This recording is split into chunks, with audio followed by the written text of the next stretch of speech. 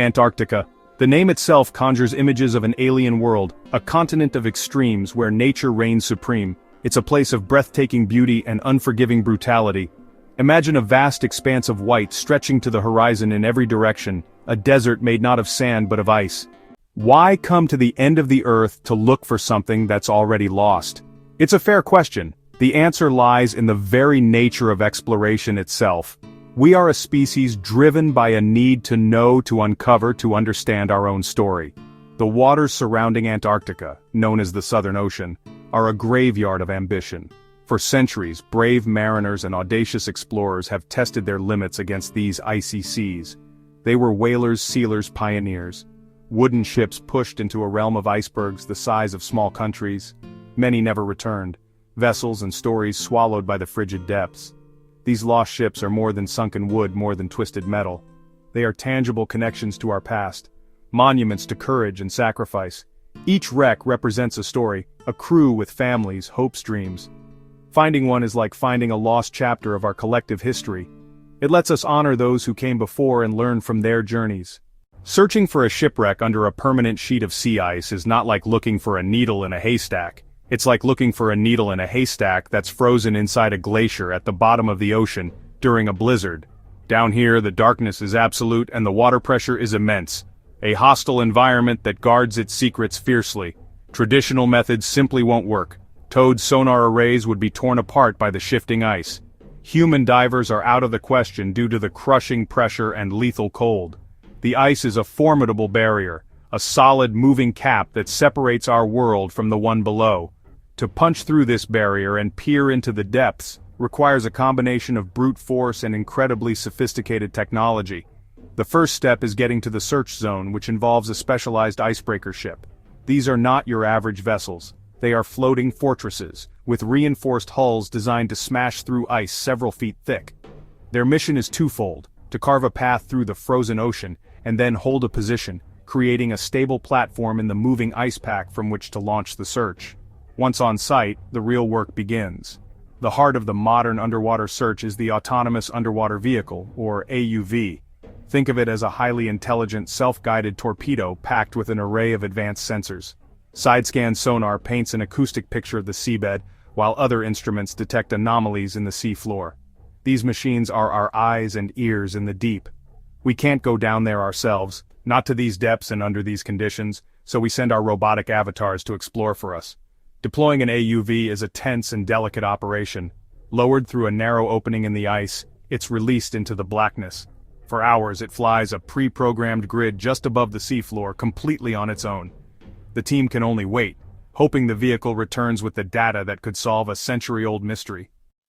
The process of analyzing sonar data is a marathon, not a sprint. In the search for a wreck lost for over a century, there are no shortcuts, only the slow, methodical accumulation of data. It's hours of staring at a screen, watching ghostly, monochrome images of the seabed scroll by. This digital river is their only connection to the abyss. You see rocks, sediment drifts, and the occasional geological feature.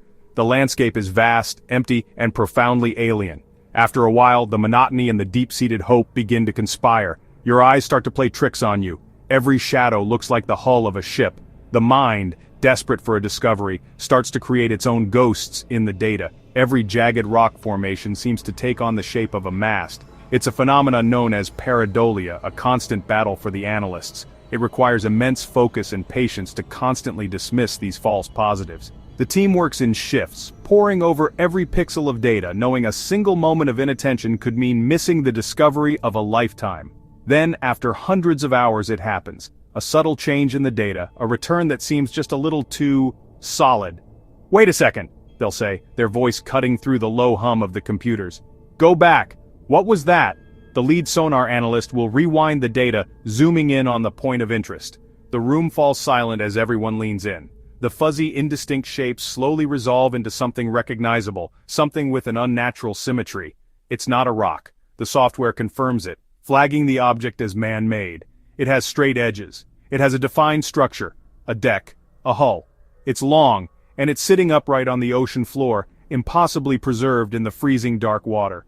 The initial reaction isn't a loud celebration. It's a moment of hushed awe, of collective disbelief mixed with a deep sense of reverence. The team cross-references the coordinates with their historical charts. The location matches the last known position from the old logbooks. The mystery is solved. Deep beneath the Antarctic ice, our autonomous underwater vehicle pushes through the perpetual night. For days we've been scanning the seafloor, a vast, featureless expanse. Then, as the AUV's powerful lights cut through the abyssal darkness, a shape begins to form. At first it's just a shadow, a flicker on the sonar.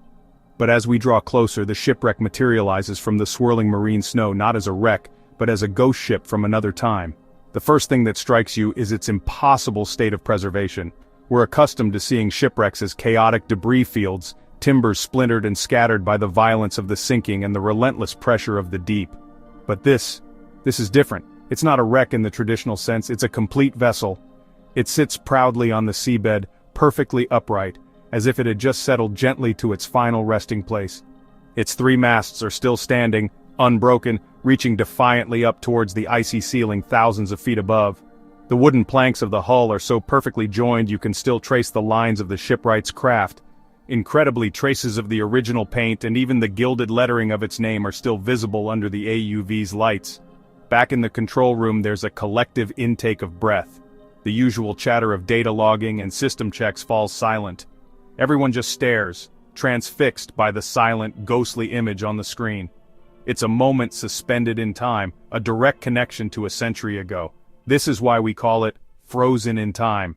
The reason for this miraculous preservation is the unique environment of the Weddell Sea. The extreme near-freezing cold of the Antarctic bottom water acts as a natural cryopreservative, but it's more than just the temperature. The depths here are also anoxic, starved of oxygen. This combination creates a hostile environment for the wood-boring organisms that would typically devour a wooden wreck in warmer seas. Here, the relentless processes of rust and decay have been slowed to a near standstill. The ship looks as though it could have sunk just yesterday, not over a century ago. As our cameras pan across the deck, the details are astonishing. We can see the intricate carvings on the stern, a testament to the pride taken in its construction. Coils of rope lie on the deck exactly as the sailors left them. The ship's wheel stands ready, its wooden spokes still intact. Even the ship's bell hangs in its rightful place, covered in a fine layer of silt but otherwise perfect, a silent witness to the final moments. The AUV glides along the length of the ship, a silent explorer in this underwater museum. Its cameras capture every detail in stunning clarity, building a complete 3D model for future study. We can even peer through the cabin windows, into the darkness within, where furniture and personal belongings might still wait, untouched. It's a time capsule, a perfectly preserved moment from the heroic age of exploration. Every great discovery needs a great backstory, and this ship is no exception.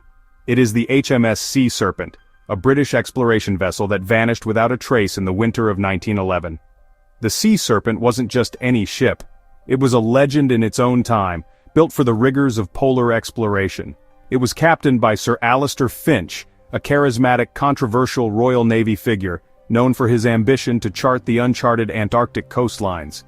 The Sea Serpent set sail from London in 1910 with a crew of 42 men, full of optimism and national pride. Their mission, to map the treacherous Bellingshausen Sea and conduct scientific research in one of Antarctica's most inaccessible regions. Then, in May of 1911, the brutal Antarctic winter set in, the messages stopped. Silence. Weeks turned into months, and months into a year. The disappearance became a great 20th century maritime mystery. With the ship located, the next phase begins, a forensic examination of the wreck site. Instead, we deploy a remotely operated vehicle, the ROV. Together they create a perfect 3D digital model of the ship. We can walk through the ship virtually, study its construction, and document every object's exact location before touching anything. Next, delicate artifact recovery. Each object is documented, placed in a conservation container, and brought to the surface for study. The captain's logbook, miraculously preserved in a sealed container, is the crown jewel. He writes of an unusually early and severe winter, of the sea ice closing in around them far faster than anticipated. Our analysis suggests that a massive pressure ridge suddenly drove a huge block of ice through the hull like a spear. The sinking would have been terrifyingly fast. This explains why no trace of them was ever found. The discovery of the HMS Sea Serpent is more than just the solution to an old mystery. It is a profound reminder that our planet still holds incredible secrets. The hunt continues.